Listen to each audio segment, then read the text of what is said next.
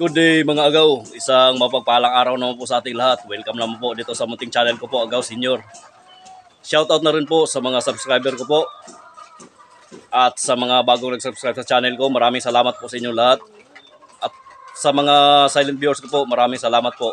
Ngayong araw na to mga agaw ay papakita ko po sa inyo na nagawan ko na po ng condominium itong mga alaga kong manok.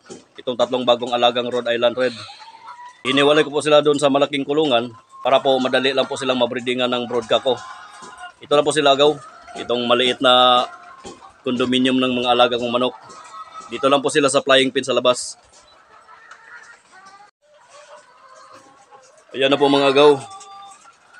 Andyan na po yung barako ko na malaki. At saka yung tatlong Rhode Island Red. Andito na po yan sa labas agaw, yung flying pin. Saka nilagyan ko na lang po ng pinagtagping-tagping mga sako para po pag umuulan ay hindi po sila mababasa. Saka po yung itlog ay hindi po mababasa.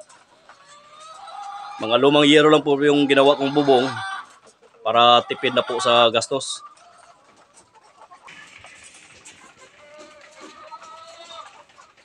Ayan na po silang apat agaw. Ngayong araw agaw, itong nasa gitna ay nakapagpangitlog na po. Meron po isang itlog dito sa kanyang pugaran. Ayan po agaw, malaki po yung itlog niya. Sana po ay magtuloy-tuloy po itong pagpapangitlog niya para po makakarami tayo ng mapapapisa.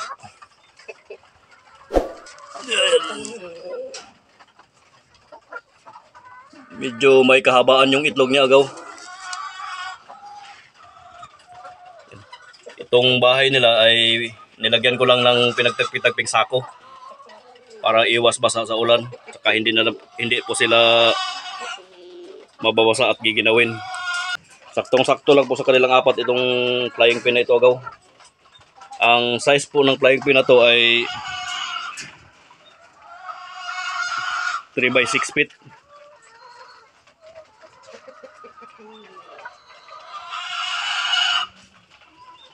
Yan.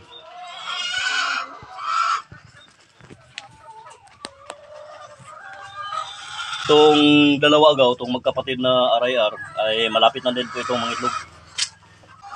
Araw-araw ko po itong pinapatungan ng broodcock agaw.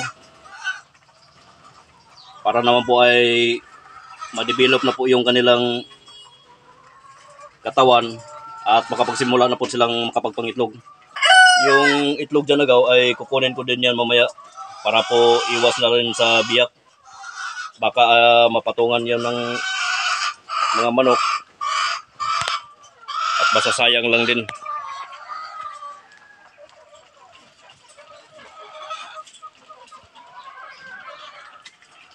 Itong dalawa dito agaw, hindi pa po ito na nangingitlog. Pero hindi ko po balak na paramihin ito kasi ang liliit po ng katawan ng mga manok na to. Itong dalawang inahin. Logi po tayo sa pagkain nito. Ang bubong niya ay nakalagpas po dito sa flying pin. Yan. Panigurado lang po na hindi papasokin yung ulan yung loob ng kanilang bahay.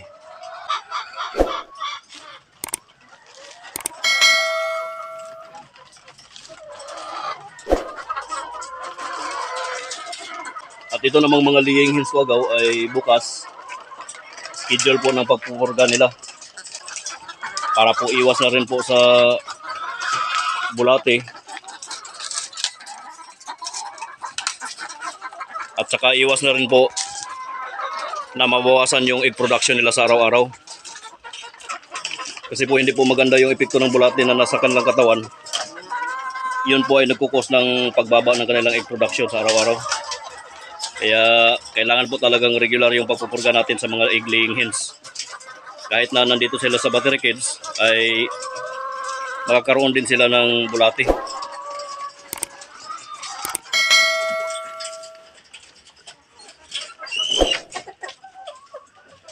Dito rin sa malaking kulungan agaw, nangingitlog na po itong itim. Yun, yung maitim na manok. At saka meron na rin pong itlog dito isa. Kukunin ko din po ito. Ayan po. Yan po ay itlog ng itim na manok. Ang itlog na to ay pangatlo na po. Kaya lang yung unang itlog ay nabiyak. Inapakan po nung maliit na tandang. Yun. Yun po yung nakaapak at nakabiyak ng itlog. Ngayon po agaw ay maganda na rin tingnan kasi po nagsisimula na po silang mangitlog. At mga ilang araw o buwan ay pwede na po tayong magpapapisa nito.